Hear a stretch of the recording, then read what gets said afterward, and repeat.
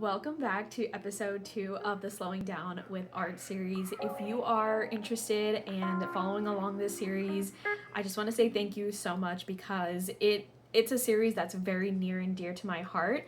I really want to prioritize art from this point forward because it's something that's really important to me. It's something that brings me a lot of joy, and even though it comes in forms of simple practices, it does make a really big impact positively in my life.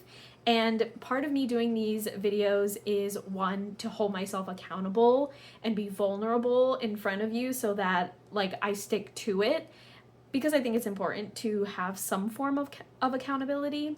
But two, I also want to share this journey with you to hopefully inspire you to get on this type of journey for yourself. If you feel like there's something in your life that you want to prioritize more, that kind of falls under your slow living journey, I like to look at it as little paths along our slow living journey. So I hope all of that resonates with you if you're watching these videos. But in episode 1, just to quickly recap, that was a planning episode. That was brainstorming, thinking, coming up with some sort of plan, some sort of routine that I can practically stick with when it comes to art. And I decided that I was going to implement 10 extra minutes to my already existing morning routine to have an art routine. And that's something that I think is very common in the art world.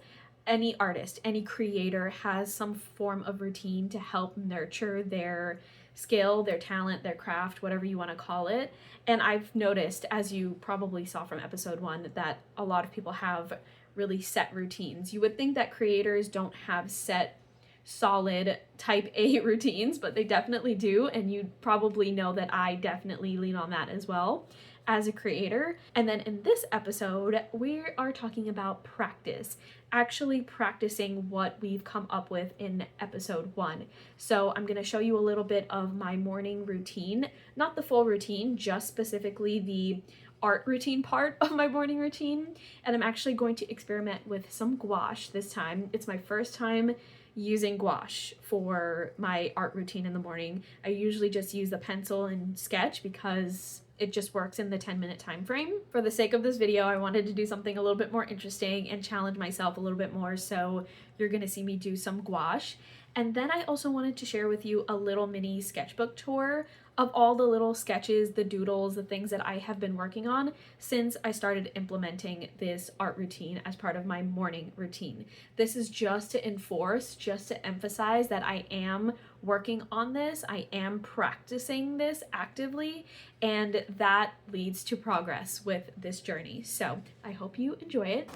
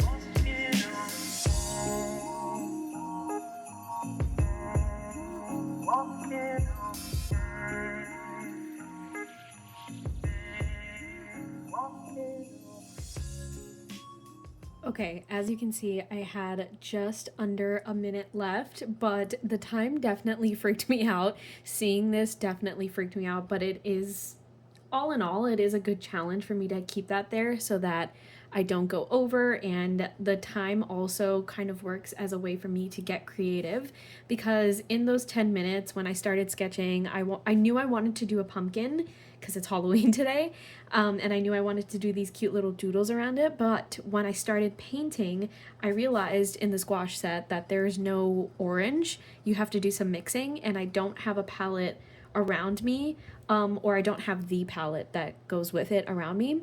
So I panicked a little bit and I did not want to betray the clock. And so what I did instead was just wing it, and I used like yellows and browns to kind of figure out something. So I ended up being creative in that sense in an unexpected way, kind of due to the time limitation. So that was really fun. And then you also may have noticed that I switched to a Sharpie when I was originally using a mild liner, because I wanted to outline the pumpkin and everything else after I painted it. But because of the time constraint, I did not allow enough time for the paint to dry. So there's a smudge here, there's smudges here. The paint and the marker did not mix well together at all. I'm sure I ruined one of these mild liners, or the Sharpie as well. But that was a challenge. This was the first time that I did gouache while using this, art routine setup. So lessons learned here for sure, but I'm really happy with the fact that I pivoted when I realized that the time was kind of challenging me, and I took that as a challenge instead of like giving up or pausing and running to make things look perfect, because nothing is perfect in this situation, and the goal is not perfection. The goal is to just do something, and if you learn something along the way, and if you get creative along the way in ways that you don't expect, I would say that's a success. Okay, I am gonna clear up the space a little bit so I can just focus on this and give you a sketchbook tour. Okay, so moving back to this section, these are books for completely different things, not for art, but this right here is a drawing book, and the paper is safe for obviously gouache, watercolor, all of that good stuff, as you clearly saw.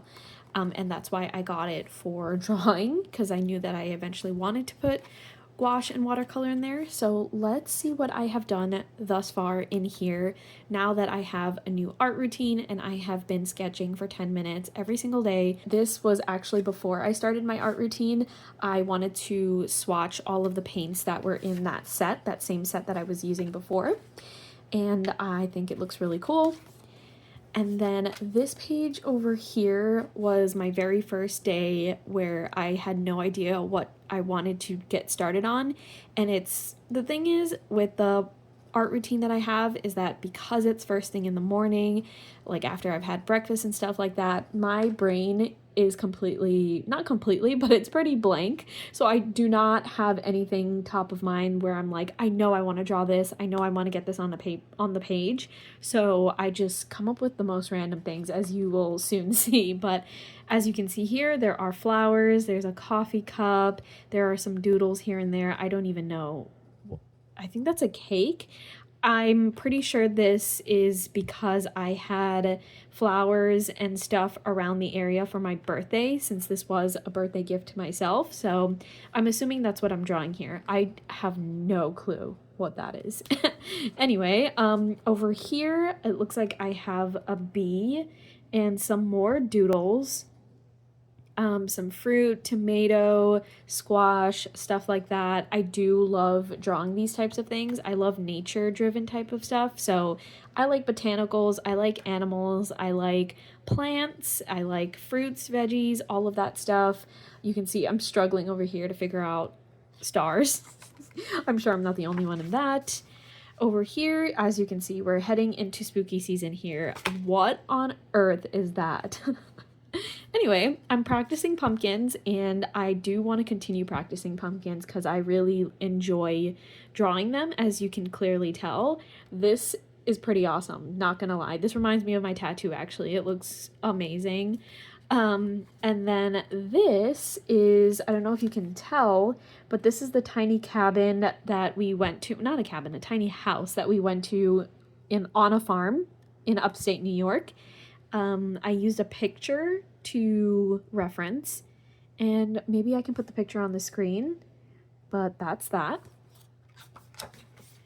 Then this I drew actually during a day where I was trying to look at things from a brighter perspective, and I think this is kind of symbolic of 2 days here. So this day was a day where I was feeling really down and I was feeling like I was getting rained on, and it was just a very gloomy day. And then the next day, when I actually drew this entire thing together, I had a renewed perspective. I had a renewed look on life and all sorts of things. And so that's why I drew that. And I wanted to make sure that I drew this because I was dealing with some things and I wanted to make sure that I documented it in some sort of way. So there's that. Current me is grateful that past me did this. And then over here, some more doodles. This is definitely the pumpkin that I have in the kitchen that sits in front of me when I'm doing this, by the way. It's like a lantern. It looks very vintage, and I love it so much. So I'm glad I drew that. More pumpkins all over the place. More weird-looking stars. This one looks all right, though. And this looks like a little pumpkin patch. Okay. Oh, I love this. Okay, so this has to be for Ian's birthday because my birthday has definitely passed already here, but I have drawn a bunch of different cakes in different styles, slices of cakes, a cupcake, there's like a tiered cake over here, bows. This is actually so cute. I'm obsessed with this. Oh my god.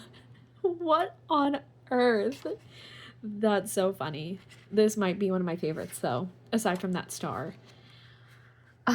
This definitely feels symbolic. I just don't know what it is symbolizing, but actually it reminds me of the cover of my morning pages book. I'll put a picture somewhere on the screen so you can see that. That's probably where I got the inspiration to do this one because it looks like a staircase with an open door, and it just screams opportunity and positivity. So that might be what I was needing this day. Over here we have a ton of spooky Halloween type of stuff. Jack-o'-lanterns. This is my ghost mug. I don't know what this is. Maybe it's like a bowl of oatmeal or something. Oh my gosh, the stars are absolutely horrid, but you can see that I'm trying my best to get better at them. Another bumblebee, that's so random. And then this looks like a nest of eggs, but it looks really bad. And then over here, some more spooky stuff, candy, there's like a trick-or-treat bag. All of these things, I don't know, just feels very Halloween-y to me. And then there's teeth. I think I mentioned this in a video before, but I drew this after going to the Mutter Museum. And I put the date there so that I can make sure that I remembered when I went, but a tooth was on display in there. Many teeth were on display, but I drew this one to remember exactly how it looked, and it was so cool to see like the little prongs. So there's that. Over here, it looks like I was trying to draw a picture that I have. I'll try to put it on the screen, but it was a picture of a slice of toast. Don't know why I wanted to draw that. This looks absolutely horrid, but I think I was just trying to draw an animal and I didn't know the direction or what animal I was trying to draw, and so I was just winging it, which doesn't usually work in my favor when it comes to animals or things that need like an actual structure. Okay. This is when I went to the Montclair Art Museum. There was I think I have a picture of this actually, but there was a section of the museum that had a lot of landscapes, and I love that section so much. I could live in there. And so we sat and we literally drew a piece based off of one of the paintings that were in there, and this is the one that I went with.